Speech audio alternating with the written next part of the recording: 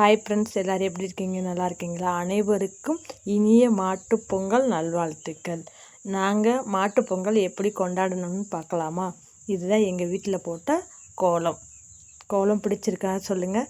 இதுதான் எங்கள் மாடு. எங்கள் மாட்டோட பேர் மகா. அதை குழுவாட்டி துண்டு பூவு எல்லாமே செஞ்சோம். அடுத்து எங்கள் மயில்குட்டி. அடுத்தது தான் எங்கள் மயில்குட்டி குழுவாட்டி பொட்டு வச்சு எல்லாம் செஞ்சுருந்தேன். அதுக்கடுத்து எங்கள் பாப்பு.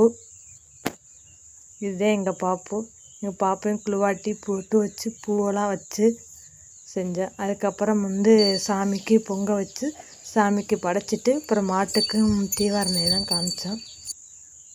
பாருங்கள், இதுதான் எங்கள் மாட்டுக்கு தீவாரணை காமிச்சிட்டு மாட்டுக்கு பொங்கல்லாம் கொடுத்தோம்.